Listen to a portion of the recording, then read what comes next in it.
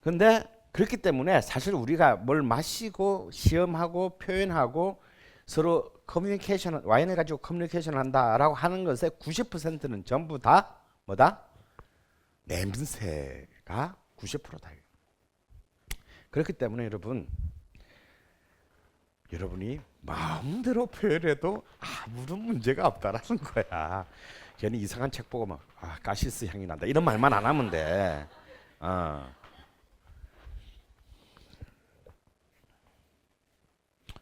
여러분 어릴 때는 우리 다 여기 이제 여기는 초등학교 졸업생이 있을 수 있겠다. 그죠?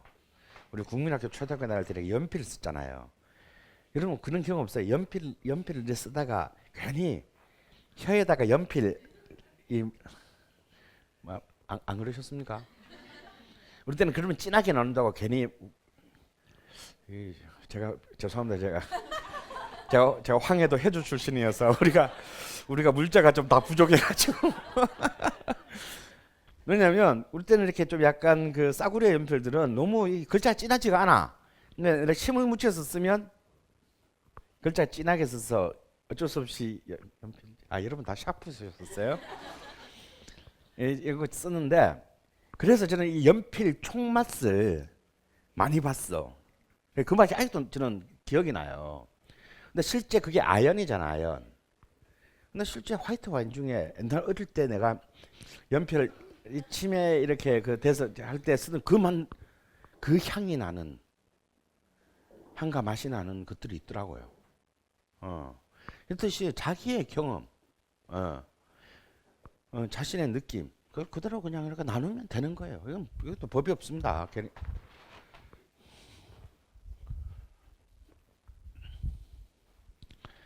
자, 그걸 조금 이제 근데 와인에서 이제 우리가 제일 쉽게 맡을 수 있는 맛은 뭐냐면 단맛이에요. 단맛. 왜 우리가 제일 먼저 단맛을 느끼냐면 단맛은 이 혀 전체가 느끼는 게 아니고요. 혀의 앞부분 제일 딱 닿을 때 느끼는 미래가 여기에 다 몰려 있기 때문에 사실은 단맛을 제일 느끼게 됩니다. 그 다음에 신맛인데 신맛은요 혀의 좌우 가장자리가 신맛을 느낍니다. 그러니까 신맛은 와인과 관련해서는 단맛은 당연히 이제 당도를 우리가 느끼게 되는 거고 신맛은 이제 산도를 느끼게 되는 거죠. 우리가 첫 시간에 얘기했듯이 신맛이 증가하면 단맛은 떨어지고 신맛이 증가하면 단맛이 떨어지게 됩니다. 이 둘은 그런 관계가 있어요. 그 다음이 이제 여기서부터 단맛과 신맛은 너무 뻔한데 이제 여기서부터가 이제 맛을 조금 이제 어렵게 합니다. 이 쓴맛이 있어요. 이 쓴맛 때문에 와인을 별로 좋아하지 않은 사람들이 있습니다. 쓴맛은 혀 안쪽에서 느끼는 거거든요. 근데 이 와인을 마실 때 쓴맛을 결정하는 요인은 뭐냐면 알코올과 타닌 혹은 탄닌이라 TANNIN 알코올과 타닌의 함량으로 우리가 이제 이 쓴맛을 느끼게 됩니다. 그러니까 우리 술을 마시면 소주 마실 때 오늘따라 쓴데 그러잖아요. 사실 그게 알코올과 타닌 때문에 그 쓴맛을 느끼는 거거든. 근데 이제 그 중에서도 이제 이 와인에서 제일 중요한 단어가 탄닌입니다. 타닌. 타닌이 뭐냐? 우리가 흔히 타닌을 그냥 와인, 특히 레드 와인의 경우죠. 사실 화이트 와인 얘기하면서 스파클링하면서 타닌 얘기 안 합니다. 레드 와인을 타닌을 얘기하면서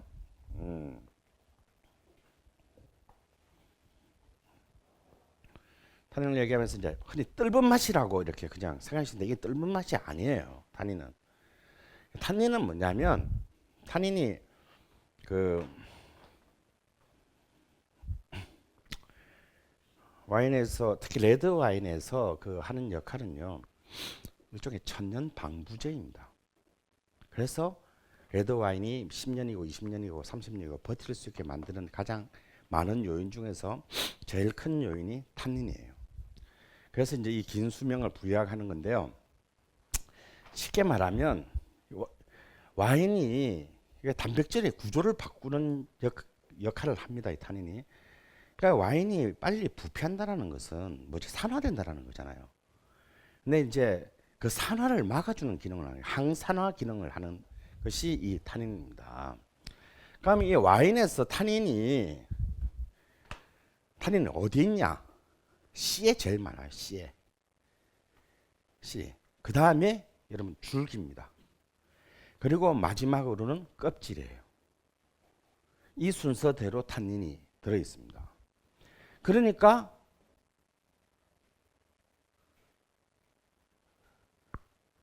레드 와인에 우리가 와인을 만드는 포도는요, 일단 굉장히 달다 그랬잖아요. 또 하나의 특징이 뭐냐면 껍질이 우리가 여름에 먹는 포도보다 식용 포도보다 와인용 포도는 껍질이 존나리 두꺼워요. 그래서 과육과 껍질이 너무 두꺼워서 사실은 우리가 먹을 수는 있는데 먹으려면 너무 힘들다 이거야. 껍질이 너무 두꺼워서. 근데 이 껍질에 들어 있는 이 요소들이 이제 하는데 꼭 이 포도 자체만 탄닌이 아니라 이제 와인을 만들기 위해서 숙성을 할 때 오크통 나무 있잖아요. 이 나무통에다가 집어넣었을 때 이 나무통에서도 탄닌이 나옵니다. 그러니까 만약에 보통 숙성을 할 때 통숙성을 할 때 오크통에 하기도 하고 요즘은 거의 스테인레스 다른 스테인레스 이렇게 통에다 하잖아요. 그럼 그 스테인레스 통에서는 뭐겠어요? 당연히 탄닌이 넣을 게 없겠죠. 쇳덩어리니까. 그래서 그 오크통 숙성을 했을 때는 꼭 포도뿐만 아니라 이 통 자체에서도 탄닌은 나온다라는 거예요. 그래서 이 탄닌 역시도 우리가 쫙 쪼그라드는 맛, 이 맛이 그래서 탄닌이 너무 과도하게 넘치면 이게 측정해야 되는데 과도한 탄닌도요. 요즘은 사실 몰래 막 가루로 된 걸 집어넣어서 비율을 다 맞추는 거예요. 그러니까 순진하게 와인은 포도로만 만든데 이렇게 생각하시면 큰일 납니다. 앞으로는 계속 알게 될 거. 마시는 와인에 뭐 이런 불순물들 이렇게 많이 쳐넣어. 진짜 많이 넣어요. 이제 곧 오늘 이미 알게 돼. 여러분 샴페인에 얼마나 많은 불순물이 들어가는 줄 아세요? 그 중에서도 이제 탄닌도 요새는 자연적으로 채취하는 게 아니라 나보고 탄닌 왜냐하면 그에 봐도 포도가 탄닌이 많을 수도 있고 적을 수도 있잖아. 그럼 탄닌 적으면 어떡해? 탄닌 집어넣어야 돼요. 네, 이걸 잘못 집어넣어서 이 균형을 못 맞추면 탄닌이 너무 많으면 어떻게 되겠어요? 와인에서. 그래서 장기 숙성형 와인인데 나온 지 1년 만에 땄다. 그럼 탄닌이 어떤 상태겠어요? 굉장히 과도한 상태겠지. 이런 와인들을 마시면 일단 맛이 없어요. 상했나? 라고 들 정도로 맛이 없고 과도하게 혀를 마르게 합니다. 탄닌이 너무 많으면 마시는데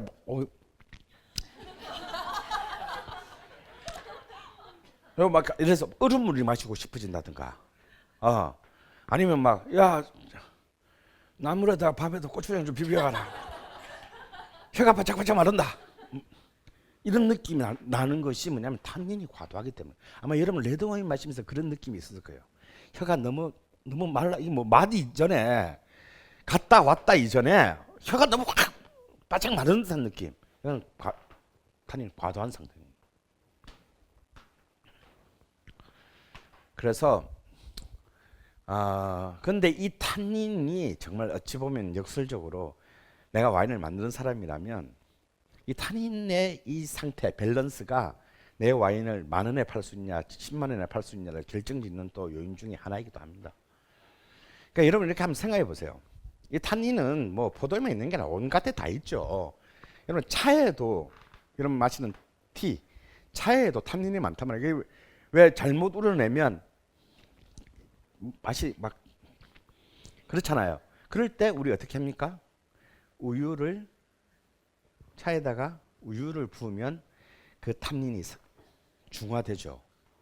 그래서 이렇게 그 영국 애들이 그걸 뭐라 그래? 밀크티 뭐 어쩌고 저쩌고 해가지고 마시는 게 뭐냐면 처음에 영국 애들은 그 차가 갖고 있는 이 떫은 탄닌을 대중적으로 이렇게 받기 힘들어. 우유 넣으니까 그런 게 안 나고 뭐 마실 만한 거야. 그럼 여러분 왜 와인에서 가장 좋은 친구인 안주가 제일 첫 번째로 가장 대중적 치즈라 그러잖아. 이 치즈가 왜 좋은 안주가 되느냐 하면 우유기 때문이다. 이거.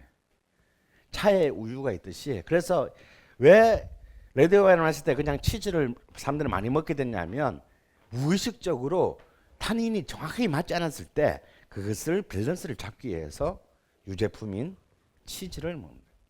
그래서 흔히들 이제 많은 책에서 봐도 그렇고 뭐 그런데 나는 우리는 어릴 때부터 치즈를 안 먹고 자라서 그런지 저는 그런 생각했어요. 과연 치즈가 과연 와인의 좋은 파트너일까? 좋은 마리아주일까라는 점에 대해서는 저는 좀 부정적입니다. 왜냐하면 치즈는 너무 그 자체의 향과 맛이 너무 강해. 그래서 저는 좋은 와인을 마실 때는 절대 치즈를 먹지 않습니다. 치즈 먹고 나면 모든 맛이 다 치즈 맛이야. 뭐 5,000원짜리 저기 뭐 LS25에서 산 거나 뭐 좀 괜찮은 와인숍에서 뭐 5만 원 주고 산 거는 난 치즈만 먹으면 뭔 차이를 못 느끼겠어요. 근데 하여튼 뭐 통상적으로는 전부 다 치즈가 좋다고 그러니까 나는 손님이 없을 때 어쩔 수 없이 치즈는 내긴 하는데 그래서 저는 여러분과 그러니까 썩 권하고 싶지는 않습니다.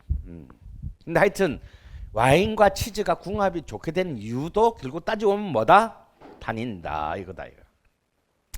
그 다음에 또 이제 탄닌만큼이나 이제 와인 가격 결정한 게 바디, 풀 바디냐, 미디엄 바디냐, 라이트 바디. 이것도 골 때리는 얘기다. 이거. 이 바디는 이것도 맛이 아니고요. 이거는 정확히 말하면 질감이에요. 질감. 와인을 딱 마셨을 때 입안에서 내가 똑같은 30cc의 양인데 어떻게 내 질감이 느껴지는가. 그러면 여러분은 무슨 뜻인지 잘 모르겠는데 간단하게 얘기해 볼게요. 여러분 똑같은 소젖으로 만든 건데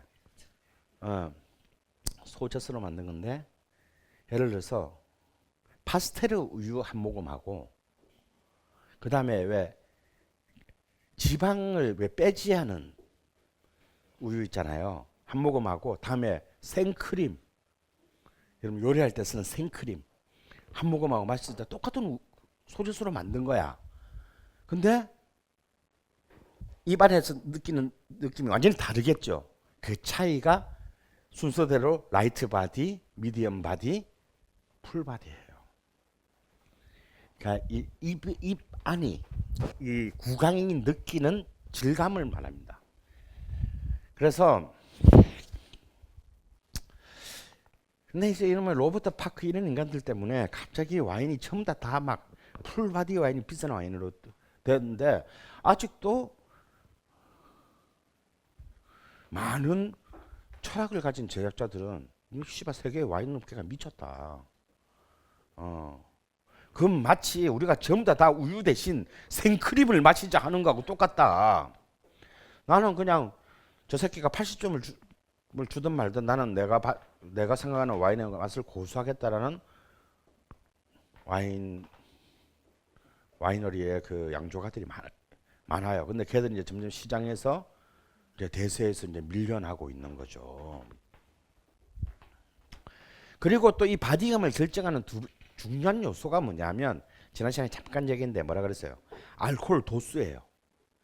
사람이 입은 아주 단순하잖아. 그렇기 때문에 알코올 도수가 0.5도 1도가 올라가면 똑같은 와인인데 알코올 도수가 한 1도 올라가면요. 이게 이 질감이 가득 차게 세게 느껴집니다. 근데 사실은 그게 알코올 도수만 올라간 건데 사실상 사람의 이 분별력 없는 입맛은 이것을 착각하게 된다.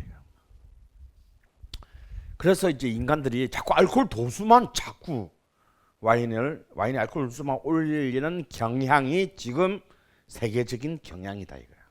그러니까 여러분 와인 살 때 그냥 사지 뭐 뒤에 뭐 꼼꼼히 읽어보고 안 사잖아요. 보면 한 몇 년, 한 10년 사이에 뒤에 평균적인 화이트 와인, 레드 와인의 도수가 지금 한 거의 1도에서 한 1.5도 정도 올라갔어요. 이거 다 이놈의 바디 타령 때문이다.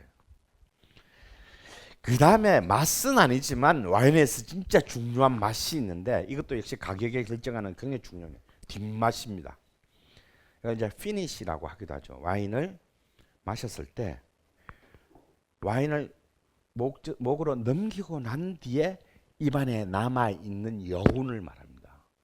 근데 정말 좋은 와인은 이제 좋은 와인과 나쁜 와인은 저는 딱 한 가지가 있는 것 같아요. 사실 이걸 마실 때는요, 저는 개인적으로 볼 때 그렇게 큰 차이가 없다고 봅니다.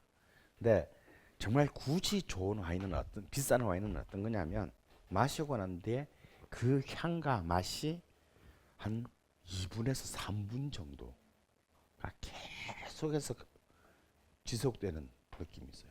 입안에는 지금 없는데, 이제 이걸 이제 뭐 피니시라고 하기도 하고 뭐 그냥 뒷맛이라고 하죠. 이 뒷맛을 말합니다. 근데 그래서 이러면 와인을 마실 때 딱 세 가지를 하면 똑같은 돈 내고 더 좋은 와인을 마실 수 있어요. 첫 번째는 뭐지? 향을 충분히 맡는 것. 향을.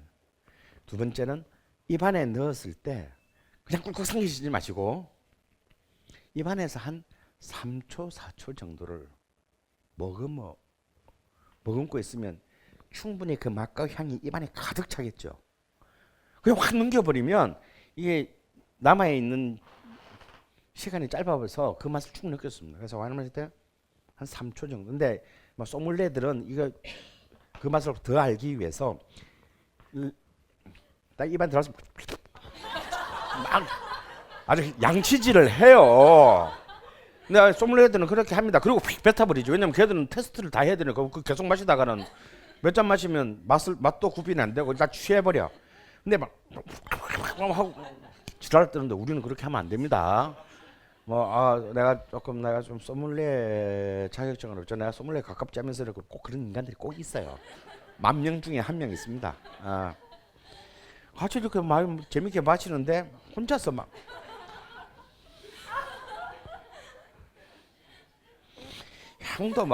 향도 정말 고상한 온갖 액션을 다 동원. 이 코로 맡았다가 이 코는 여러분 콧구멍 두 개가 이 얘기 재밌는 게 콧구멍 두 개 있잖아요. 콧구멍 두 개 있는데 사실 한꺼번에 각각의 구멍이 느끼는 향이 다릅니다.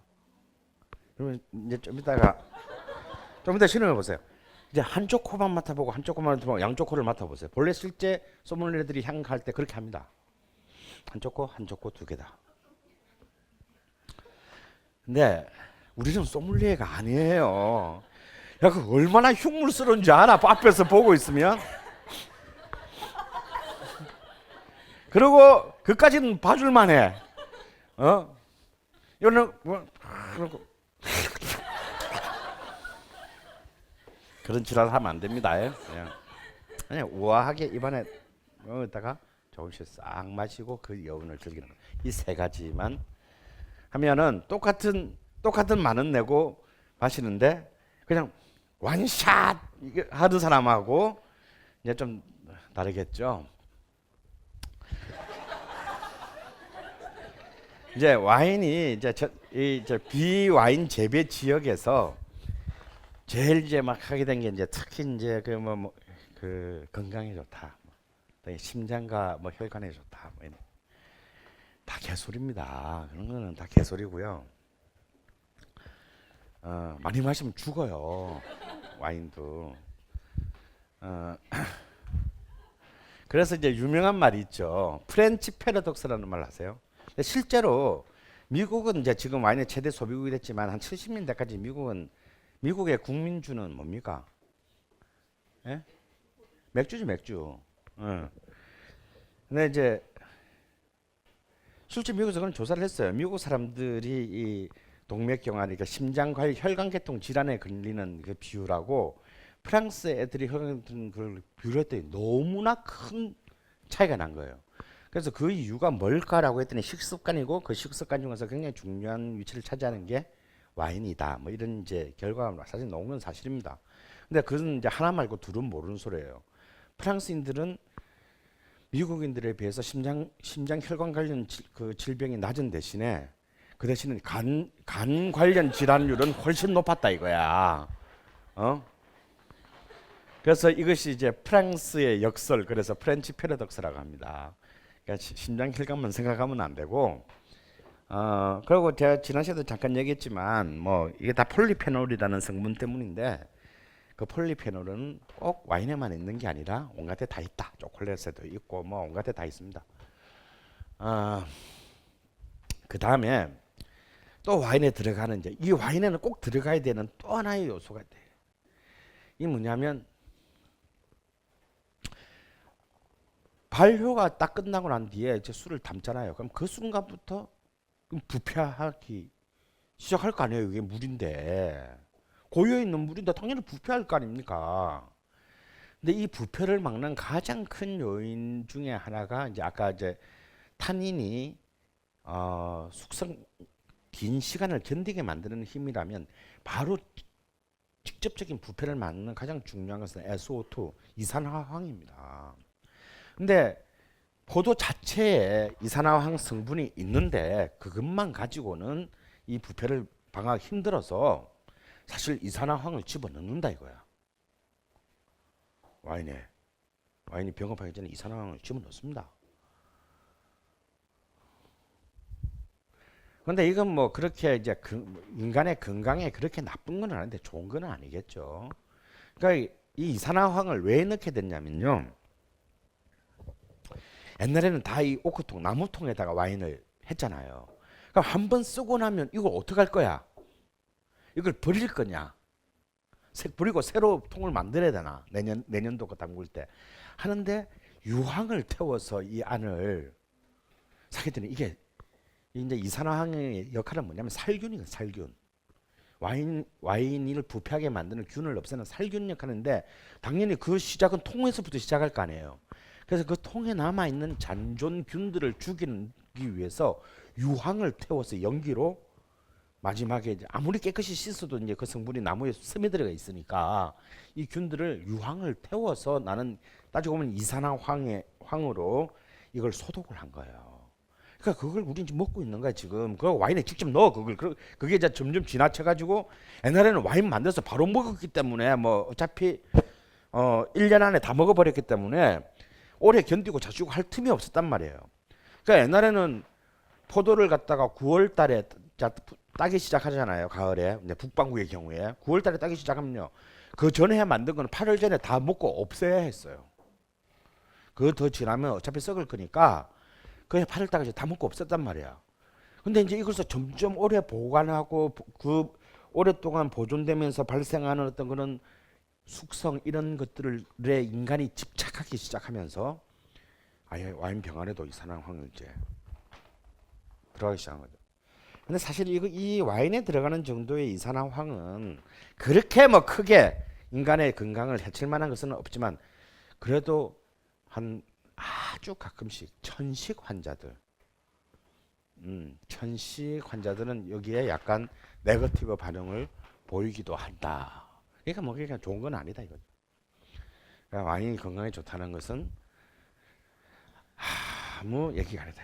자, 오늘의 마지막, 이 첫 번째 시간의 마지막 얘기. 그러면 세상에서 제일 맛있는 와인은 뭐냐? 세상에 제일 맛있는 와인은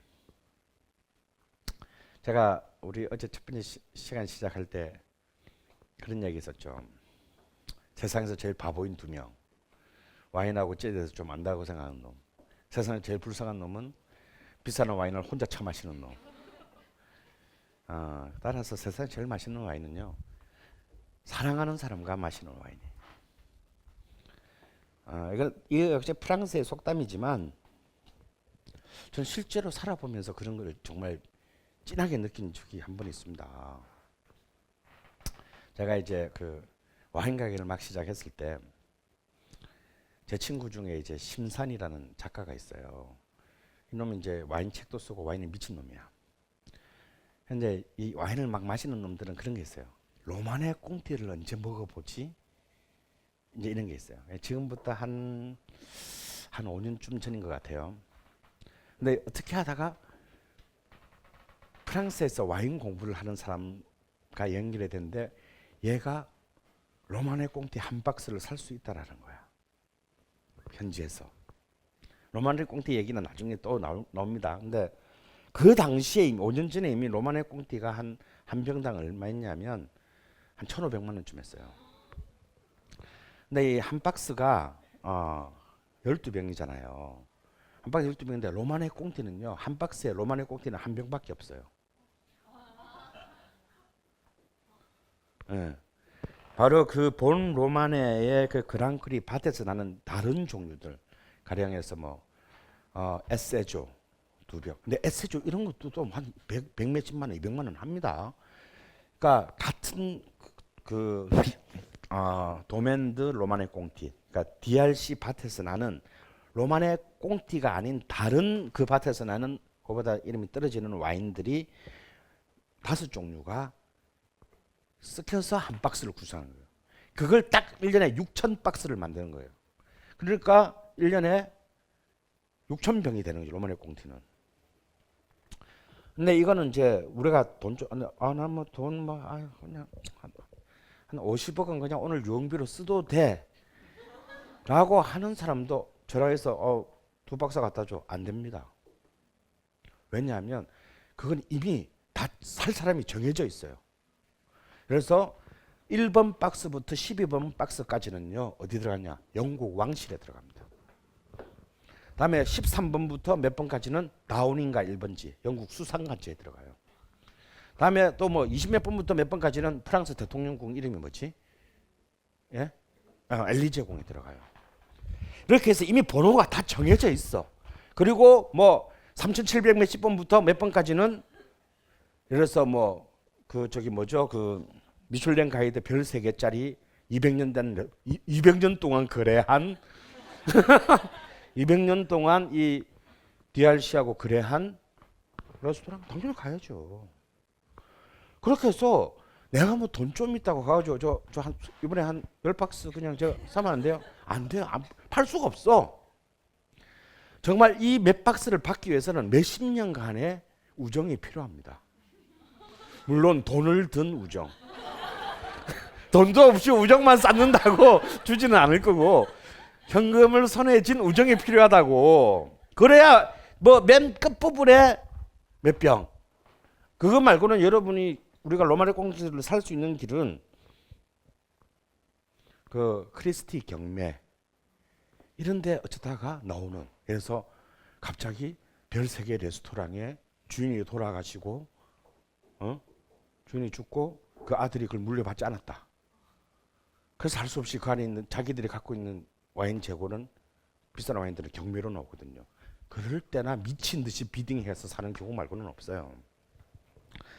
그런데 88년 로마네 꽁티 한 박스를 2,400만 원에 살 수 있다라는 거야. 현지에서. 그래서 일단 무조건 사라 그랬어. 돈을 보내야 될 거 아니야. 2,400만 원 어디 있어? 240만 원도 없는데. 그래서 이제 돈 많은 나는 돈을 내는 대신 안 내는 대신 돈 많은 애 8명을 모았지. 3병씩 내. 그랬더니 로마네 꽁티 한 병도 아니고 그때 한국에서 로마네 꽁티 한 병이 2천만 원 했어요. 한 병도 아니고 나머지 다 유명한 와인을 12병을 300만 원 내고 다 8분의 1씩 다 먹을 수 있다. 그랬더니 좀 하루 만에 8명이 모였어. 보냈는데 샀어요. 그리고 2주일 뒤에 그 한 박스가 온 거야.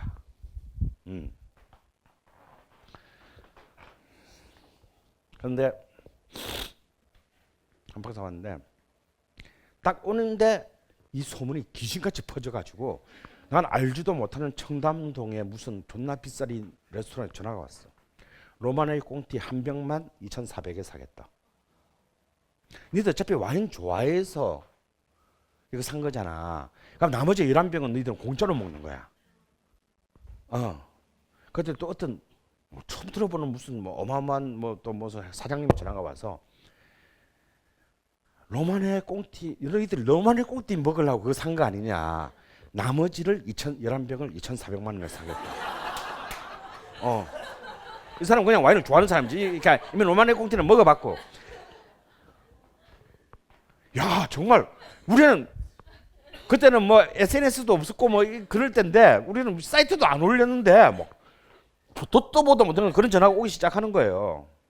그래서 이건 내가 결정할 수 있는 문제가 아니잖아.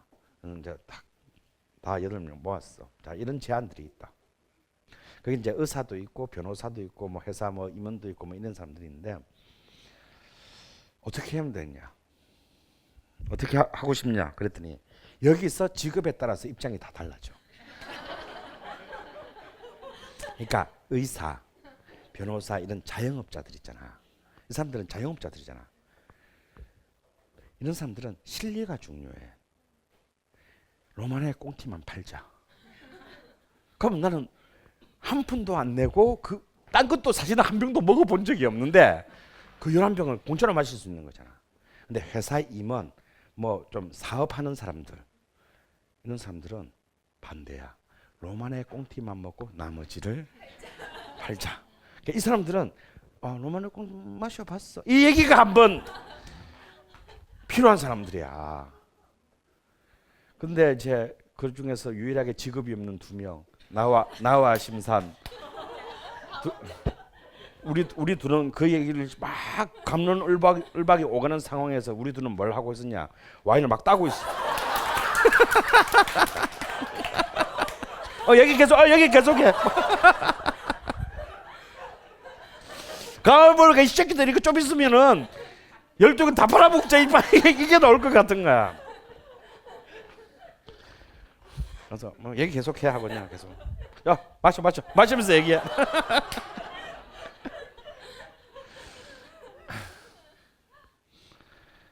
근데 이제 저만 해도 영원히 이제 이걸 마실 수가 없게 됐어요. 왜냐? 중국이 뛰어들었잖아. 와인 시장에. 우리가 앞으로 로마네 꽁티를 마실 수 있는 유일한 길은 중국에서 만든 로마네 꽁티를 마시는 길밖에는 사실 없다 이거. 예를 들어서 웃기는 얘기 하나 드릴까요? 보르도에서 제일 비싼 와인이 포무르 지역의 마을에 베트리스입니다. 베트리스는 한 1,500만 원 하거든요, 한 병에. 베트리스가 연간 한 10,000병 이내에 만드는데요. 매년 라스베가스에서만 베트리스가 10,000병 이상 소비되고 있답니다. 그러면 아니 정작 거기서는 1년에 10,000병도 못 만들고 있는데 어떻게 라스베가스에서만 10,000병이 소비되면 나머지 베트리스 마시는 사람들은 뭐지? 그러니까 지금 우리가 이미 모르는 사이에 사실 수많은 짝퉁 와인이 전 세계에 부대고 있는 거예요. 근데 제가 이제 왜 이 얘기를 로마네 꽁티 얘기를 얘기하려고 한 건 아닌데, 근데 그 멤버 중에 이제 여자분도 한 2-3명 있었어요. 근데 그 중에 한 사람이랑 저랑 막 좋아지고 있었다. 근데 딴 사람들은 모르고. 근데 그 로마네 꽁티를 이제 그 박스를 도착하기 전에 둘이서 이제 뭐 어디서 뭐 데이트하면서 술 마시다가 자기 집에 가서 이 사람도 와인을 좋아하는 사람이라서 자기 집에 좀 좋은 와인들이 좀 있으니까 집에 가서 한 잔 더 먹자 그래서 집에 갔어요. 똑같은 부르고뉴의 그랑크리도 아니고 프리미에 크리급, 이제 그랑크리 아래급의 프리미에 크리급의 와인을 마셨는데 저는 너무 맛있었어요. 그 와인. 정말로 맛있어요. 그래서 그 와인을 그때는 약간 사실 조금 취한 상태인데 그 와인이 너무 맛있어서 그 와인을 내 그 빈티지와 제작자까지를 머릿속에 다 나서 언젠가 기회가 되면 이걸 꼭 박스채 사놓으리라 이런 마음. 그러니까 뭐 그 와인 다 싼 와인은 아니었지만 그레파테짜 로마네 꽁티 한 100분의 1도 안 되는 가격일 거예요. 한 뭐 10몇만 원 정도. 똑같은 피노누아로 만든 부르고뉴 와인이야. 그리고 한 3주일 뒤에 이제 우리가 로마네 꽁티를 까게 됐어. 그래서 딱 먹는데 저는 솔직히 로마네 꽁티가 그 3주일 전에 먹었던 100분의 1도 안 하는 와인보다 맛이 없었어요. 씨발 이게 로마네 꽁티야? 별론데 생각보다. 그때 훨씬 맛있었는데. 그래서 내가 같은 자리에 앉아있지. 문자를 보냈어. 야, 3주일 전에 마신 그 와인이 훨씬 더 나은 것 같다 라고 문자를 보냈는데 문자가 좀 있다가 또 왔어요. 딱 보니까 나는 이게 더 맛있는데?